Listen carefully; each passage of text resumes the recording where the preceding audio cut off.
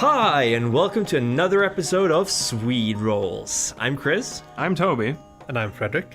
Joining us again. Another week, another exciting podcast, right? Yes.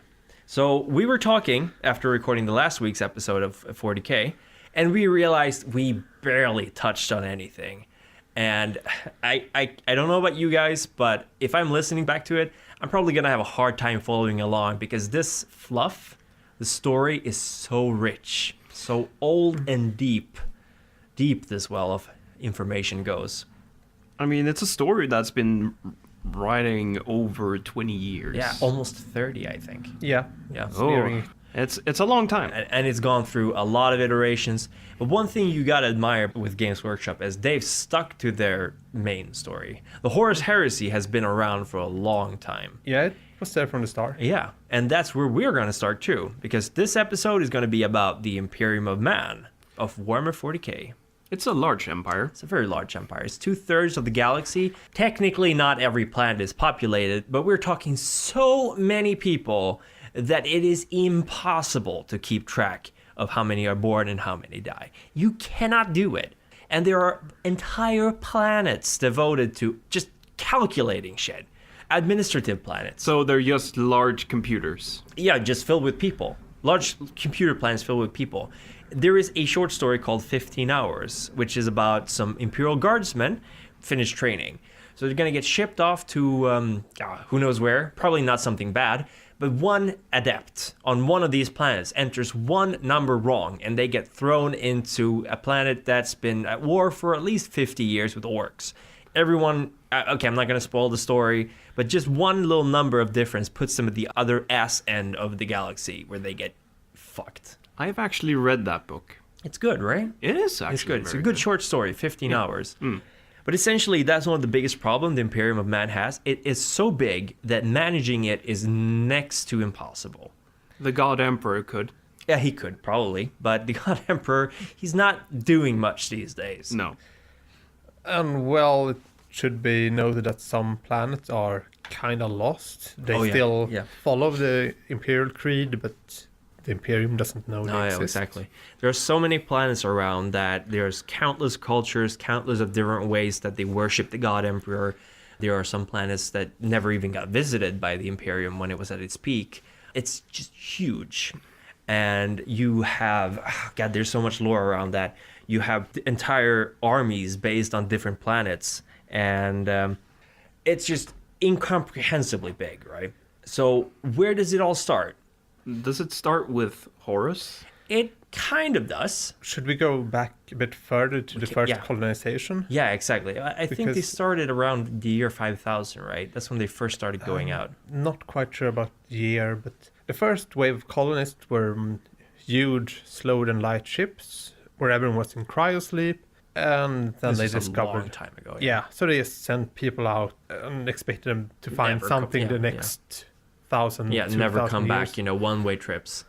Basically because Earth got too populated and they wanted to spread out.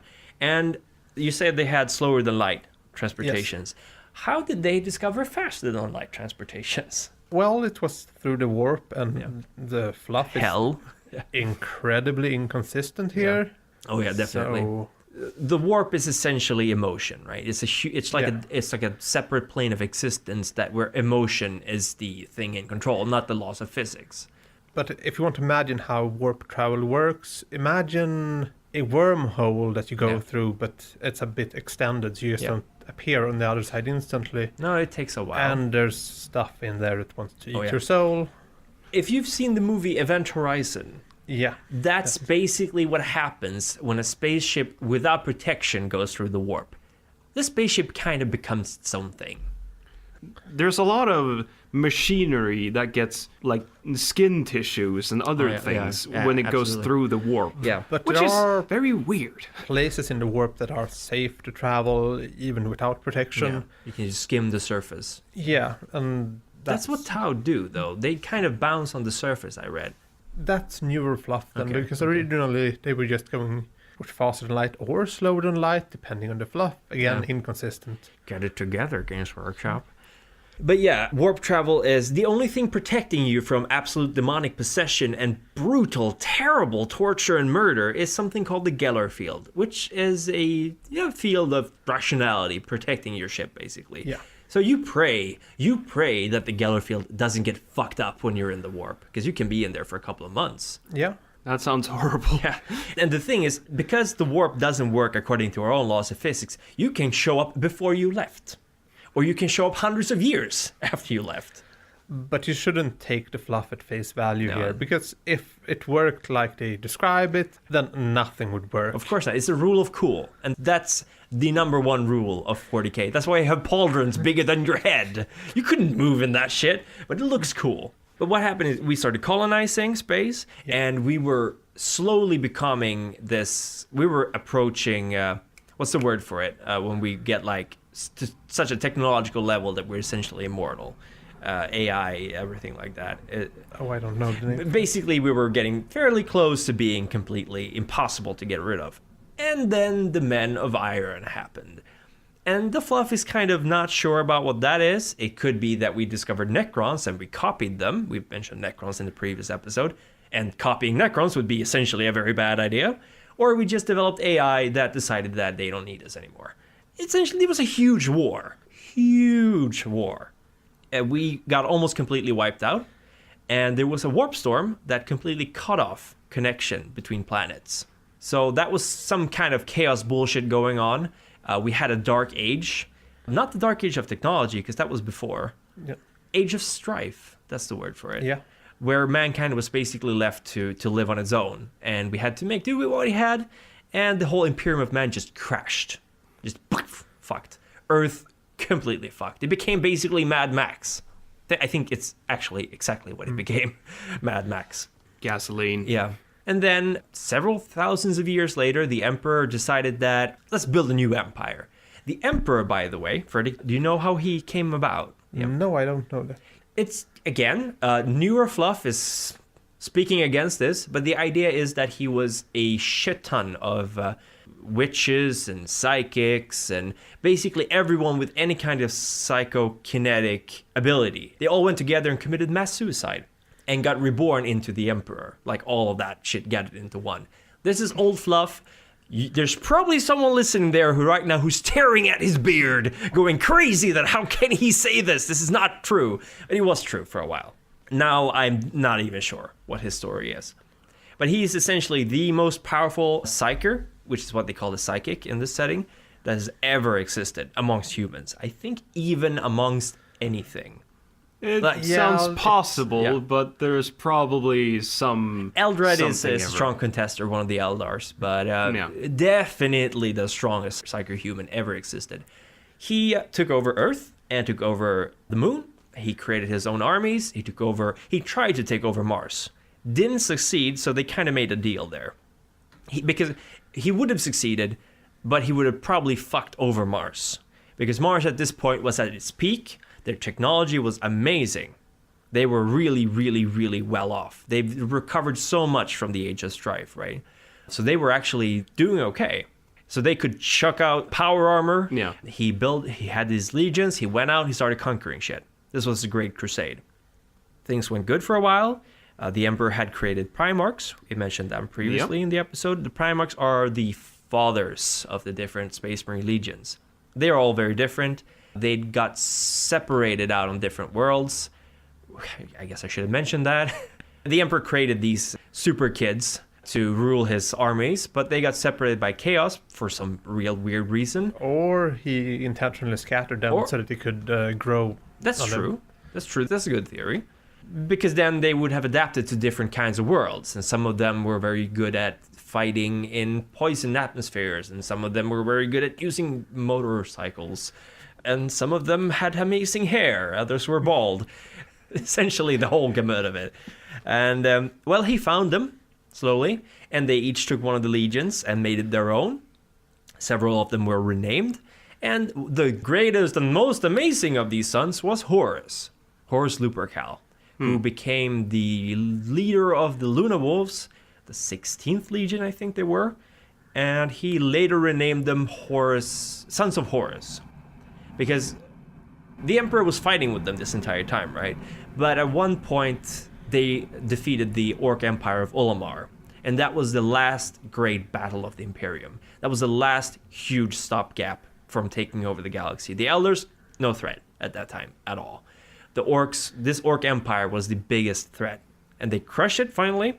And the Emperor decided, I'm done with crusading. I'm going back to Earth. Horus, you're in charge. So he became the War Master. Big mistake. Big mistake. A lot of Primarchs didn't take that too well. They were brothers, and like brothers, they fought each other, tried to be better than the other ones. Great. Yeah. And Horus felt kind of like the Emperor didn't care anymore.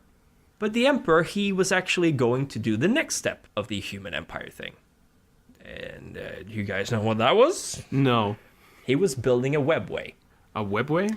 The way the Elders used to transport themselves. Right. And as far as I know, you might probably know more about this than I do, Fredrik. Webways, aren't they like tunnels through the warp? Kinda, yes. They're like wormholes in a wormhole. I'm more familiar with slightly older fluff, and they weren't properly explained in any of it, but yeah, they could be seen as some form of warp. They were like stable tunnels through the warp. So you go through the warp, the hell thing, but you don't actually have to be exposed to demons, right? No. So he was creating this thing on Earth, and he needed to focus on that. But he didn't tell anyone about it, and obviously people got a little bit pissed. Way to keep a secret, Dad. Yeah. As you can probably tell, he wasn't the best dad in the world. He didn't really know. Well, if we're gonna go with the theory that he sent his sons out in warp, going to different planets, doing whatever they do there, he doesn't really sound like the greatest dad. He's not. And there's actually a book out there called I don't remember what it's called, but it's one of the later Horus Heresy books. And there's a shitstorm about this book because he's shown as being incompetent, cruel, uncaring, and really fucking mean to everyone he meets, the Emperor. So this is kind of... I could probably go Ruler with of all Man, of those I think it's except incompetent. Yeah, because he's the most powerful psyker. He probably knows what an entire planet thinks. Probably, yeah. I think his biggest problem was probably that he was very proud. Probably. And very sure of himself. And he also used that power to know what people think, just sleep with a lot of people, which resulted in more problems later on. Now you're talking about old fluff. Now I'm tearing at my beard. You're talking about the Ronins. Let's not get into that. Okay. If you want to go into old fluff, there's so much dumb shit in there. I'm sorry, but the Ronin are dumb shit. I agree. God. Yeah, I'm gonna ask that after the podcast. Yeah, you should. It's stupid. But they've actually taken that concept and kind of reworked it, and they're still using it, sort of. Yeah. Immortal people, children of the Emperor, right? Yeah. That's basically what they were. But yeah, the Emperor was building this golden throne, which was going to be this webway system, and he was thinking that Magnus, the Red, his most powerful Psyker son, would be the one to power it. Of course, he didn't tell anyone about this, so when Magnus realized that Horus was getting corrupted by chaos, because of a bunch of reasons, he was like, I need to warn my dad! And he wasn't allowed to use psychic powers at this time. But he did it anyway, and he just stormed off to Terra to warn Papa Smurf, the Emperor, that Horus was turning bad, and he destroyed the Golden Throne, which meant that basically Earth became invaded by a bunch of demons, or was going to be invaded by a bunch of demons. Wait, how did the Golden Throne get destroyed? Because he broke into the webway. With his psychic powers, and just hijacked it and ran with it, which meant that basically he created a huge hole, a permanent rift onto Earth where demons could just keep going. Great. That's why the Emperor couldn't fix things, because he's just like, I gotta take care of this shit. Yeah, that sounds like a terrible night shift. Yeah. So essentially, this is way spoiler territory, by the way, but I'm guessing it's been out there for a while, so put in a spoiler warning in the beginning of the episode. We'll see. Yeah. But essentially, a civil war erupted, a bunch of shit happened, and in the end, the Emperor finally went up to Horus, because Horus was laying siege on the planet. Yeah. Was laying siege on Earth. And the Emperor just decided, fuck it, I'm gonna go up and meet Horus and try to convert him to good. That's at least the official explanation. Yeah. So he had his trusted advisor Malcador the Sigillite sit on the Golden Throne, try to keep the demons out, and he went up there on Horus's flagship, And he's like, Horus, my son, why are you doing this? And Horus just basically killed some dudes. And the Emperor still tried to convince Horus not to do it. And then here's another huge edition change. Initially, one sole guardsman came into the room, right? And Horus just killed that guardsman without even looking, which had the Emperor go, oh, he is beyond redemption. So at this point, the Emperor was pretty fucked up because Horus was beating the shit out of him. But with just one thought, he completely annihilated Horus. Not just Horus, but his soul. What? From existence. Oh, okay. So that, yeah. With the most powerful psyker in that part of the galaxy, I can imagine he is capable of that. The thing is, if Horus had died, his soul would have gone definitely to the warp, and he would have probably become a demon prince or something similar to that. So he just ceased existing. And then, of course, being as fucked up as he was, they had to carry the Emperor back and put him on life support. And that's where he's been for the last 10,000 years. Yeah. Depending on the fluff, he's either dead and just a symbol, or he's the lighthouse itself in the warp that everyone navigates. Exactly. Because your psychic presence is visible in the warp, right? A normal human would barely be noticeable. Yeah. A psyker would be like a small flickering light, and the Emperor is a lighthouse to which everyone can sort of see in the warp and navigate around that when they're going through the warp. It should be noted that a lot of psykers are brought to the Golden Throne daily and basically killed there, so that might be the lighthouse. Yeah, exactly. 1,000 psykers a day are sacrificed to keep the Emperor alive, quotation marks. Yeah. Very grimdark. Then the question is, does it even do anything? Maybe the Emperor is just sitting there in his permanent coma or whatever state he's in, and he's like, oh, here they come again. Depending on, again, the fluff, the Emperor's soul might actually not be in the Golden Throne, but floating through the warp as a sort of warp entity. There's a lot of theories out there. Some believe that if his physical body dies, he will be reborn, which would be a very good thing, probably, for the Imperium of Man. Or if his body dies, he finally completely disappears. Some believe that he actually wanted to become a god. Well, hence the title God Emperor. Yeah, exactly. He was very, very much against religion, by the way. He wiped out religion. So it's very bitter irony that there's a huge church based around the worship of the God Emperor. Yes. But he is also the controller of man. That's true. The entire Imperium of Man, his doing. Oh, yeah. So it's no wonder that they... Oh, absolutely. He is very godlike. Yes, he is very godlike, and it wouldn't surprise me that newer planets consider it's like a religious symbol that's been living for thousands of years before even they existed. Yeah, absolutely. So for them, it's like, this is our one... This is our god. Yeah, that's our god. Yeah. What do we have to say for it? Maybe they don't even know that he's alive still, but he's just a big symbol for the whole empire. They might not even know he's ever been alive. Depends a lot on which planet they are. Yeah. Another contested point of fluff here is whether the ecclesiarchy, the church of the God Emperor, is doing good or doing bad. Because some argue that the only reason the Imperium is still coherent is because the enforced belief in the God Emperor. Like, they have in that aspect, a very strong bond with each other. That everyone worships the God Emperor. Others argue that the Church of the God Emperor kind of is very, how would you say, suppressive, fascist in their belief, and they're actually keeping mankind down by enforcing ignorance and, ignorance, basically. Yeah. So that's another hotly contested topic, but it should be noted that if you believe in the second of those options, you're a heretic and you should be burned on a pile of sticks.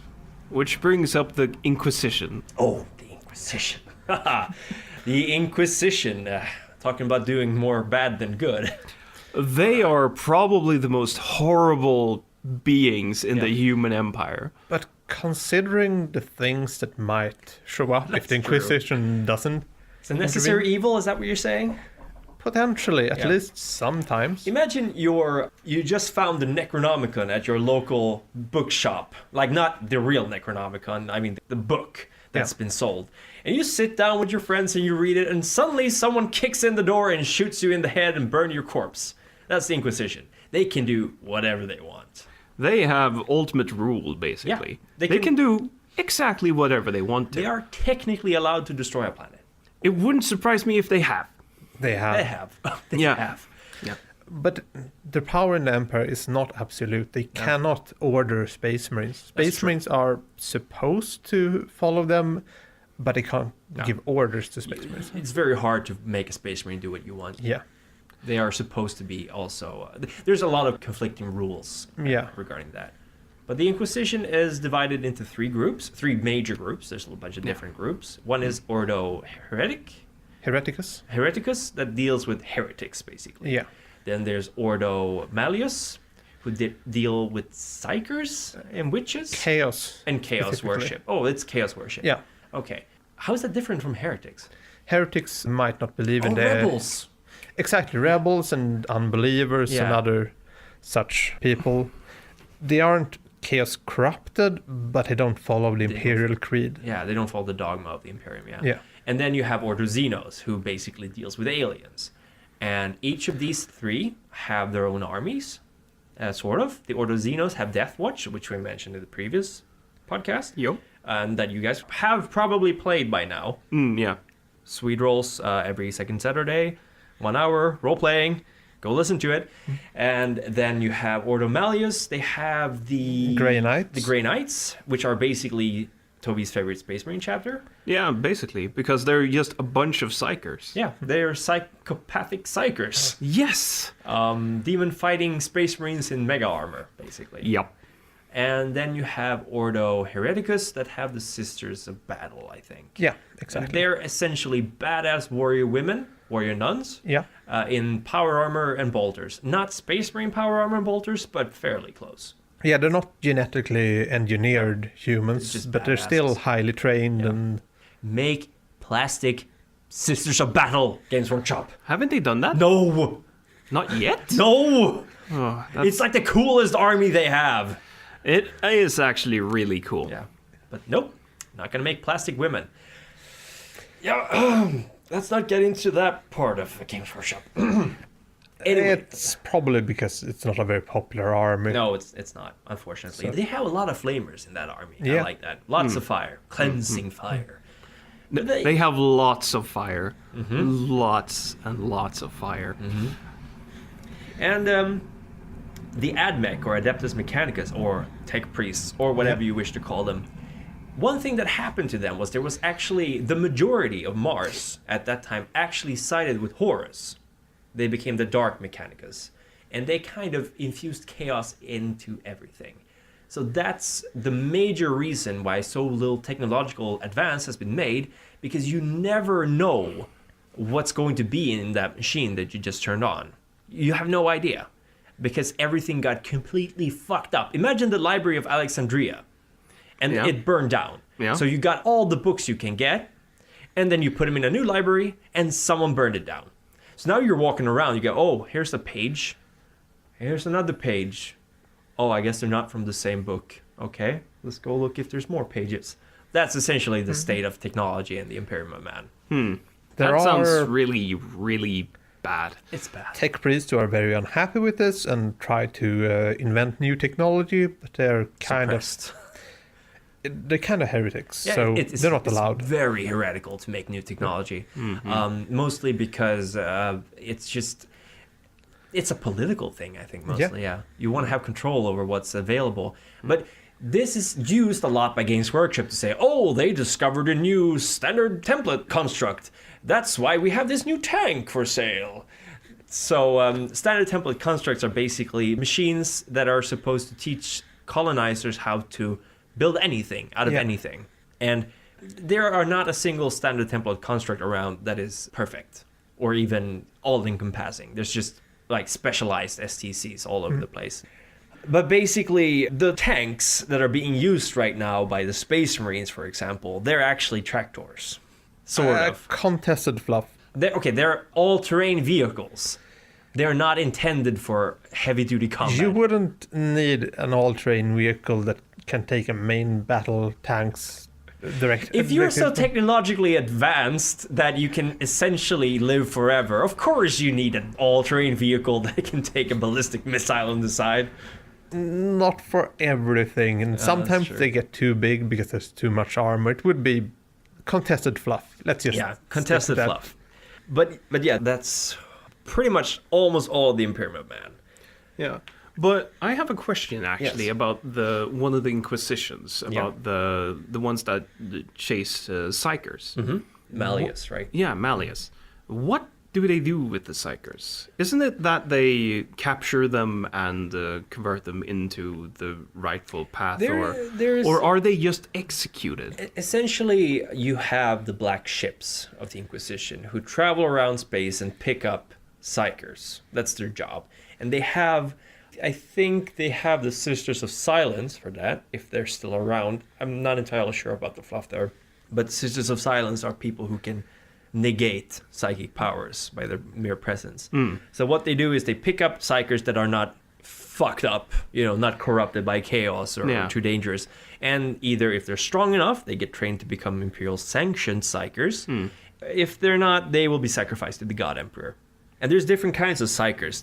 Psykers are essentially very vulnerable to chaos influence, right? They are little lights. They have a constant connection with the warp. Yeah. So if a demon decides that they want to possess a physical body, they can probably possess a Psyker if that Psyker just loses their concentration or has a little fluctuation of will at an opportune moment. They can be possessed. Isn't that... Let's see now, if I'm not entirely wrong, but when the time we played, the time when you were traveling around, going through the warp in one of the spaceships, wasn't there a lot of Psykers just concentrating on not getting the ship wrecked? Oh yeah, those are the navigators. The navigators were actually genetically engineered, in no small part because of the Emperor, to be able to see the warp. And they're old families based on the navigators from Dune, by, what was his name? Frank Herbert. The navigators are old families, very inbred families, that are kept on each ship because they have a third eye that can navigate through the warp. So that's their thing, the navigators. Another kind of Psyker.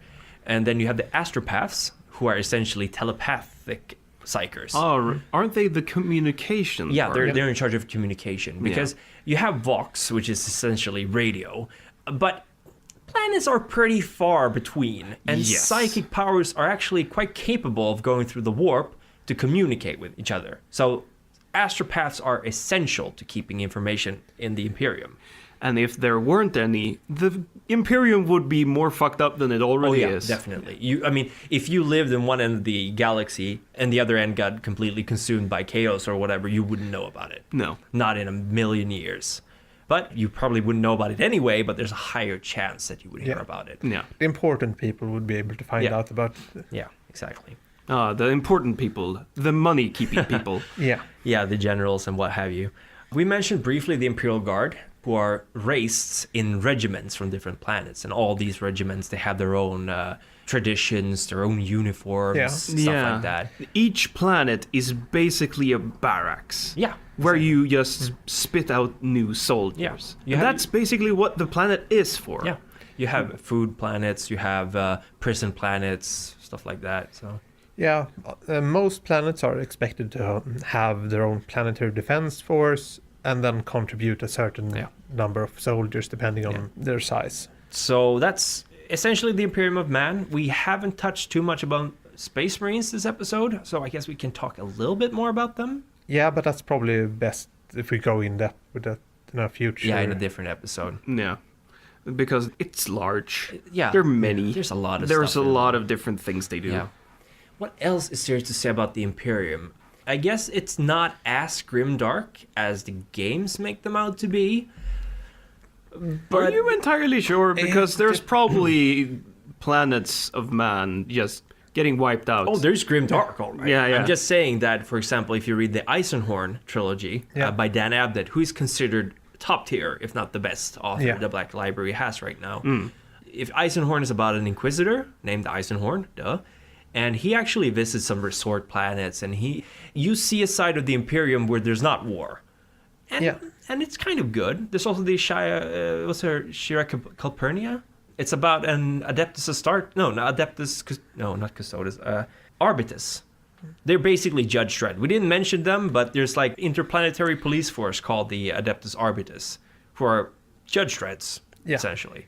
And Shira Calpurnia's book, Enforcer, or the Omnibus, the collection, is actually very good because it is police drama in space. So there's all kinds of stuff in this world. Yeah, I only read the Imperial Guard Omnibus, which is actually very good. Yeah. They all give very different views on how life in the Imperium is. Yeah. For example, in the last episode when you talked about 15 Hours. Yeah. Good book. Buy it. Read it. It is actually a very good book, and you get to see through the eyes of a very, very scared Imperial Guard. Yeah. Which has never seen combat. He's just done basics training, and everything goes to shit. Most worlds in the Imperium are actually kinda alright to live on. They're not overpopulated or anything like that. They're growing food and people are just living their lives. Yeah. There are probably planets for just like relaxation resorts. There are. And decadence. You should probably think of most planets as roughly medieval level. Yeah. Higher technology, but life is like it was during the serfhood. Yeah. Exactly. Yeah, the rich are rich and the poor are even poorer. Yeah, essentially manual labor is the cheapest resource in the Imperium. So it's just not worth it investing in a bunch of technology because it's so scarce. And you need the proper educated tech priests, and there might not be enough of them. It's all politics, really. Yeah. And the Imperium could probably be run much better. It's not. But on the other hand, some argue that it's the best it could be, given the circumstances. Well, there are millions of planets. Yeah. Probably even more than that, where Imperium of Man still exists. And it's kind of hard to manage. It's a lot to do. It is a very terrible, bleak future, futuristic look on it. And I had an interesting realization lately that I cannot imagine why you would want to live in this world. Well, as long as you live on one of the normal planets, it's just... Yeah, but why would you want to live? Like, everyone I've met online who's like, oh, this is cool, I want to live in this world. They're, like, picturing Space Marines and stuff like that. Why would you want to live in this terrible world? I would not want to live in the 40k universe much like I wouldn't want to live during the Middle Ages, even if the Middle Ages probably not as bad. Well, Middle Ages aren't as bad as most people imagine it were, and the 40k setting is mostly roughly Middle Ages, life as it was in Middle Ages. So most people have just daily routine and living an all right life. Yeah. But the ones that probably has the most normal life of all the planets are probably the ones in the center of the entire Imperium. Or are they? Because they are in the center. Maybe they are the computing planets, or maybe it's something else. There's all kinds of tough. Maybe they are the most populated planets. yeah, you would not want to live on one of the most populated planets. But you do not want to live on the edge of the Empire either, because then you can get invaded any second.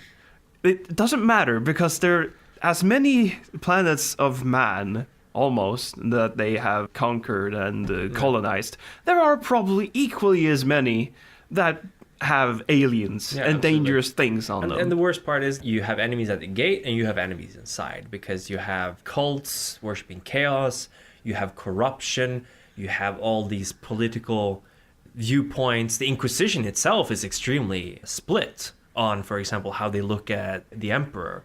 Some of them, called Isvanians, for example, they argue that the only way the Imperium can get stronger is through conflict and internal strife. Other people argue that the Emperor should die because he can get reborn. It's all politics. It's fascinating, but it's not a world I would be comfortable living in, because, sure, you can live a good life, but the worst parts in this world are way, way, way worse than the worst parts of our world right now. So I'm just like, statistically, it would be terrible. I don't know. Yeah, I wouldn't say it would be terrible, but statistically it would be worse. Yeah. If there's one thing I would not want to be, it would probably be consumed by chaos. Yeah, that's because that would probably be very, very bad. Yeah, God. We haven't even talked about the Chaos Gods, but that's for another podcast, yeah. right? Yeah. And remember, before we go any further, I want to give you guys a thought for the day. An open mind is like a fortress with its gate unbarred and unguarded. Keep rolling! Keep rolling. Keep rolling. Thank you for listening to Swede Rolls. Your support means the world to us. The music you heard playing at the start and the end of this episode is Fireside Tales by Darren Curtis. The intent of this podcast is to discuss themes and issues in all manner of gaming, but primarily focused on the RPG genre. If you have any comments or feedback, we'd love to hear from you. Pay us a visit at swederolls.com, where you can also learn about the people doing this podcast and more. For our Let's Play channel, check us out at youtube.com/Swede_fighters. And until next time, keep rolling.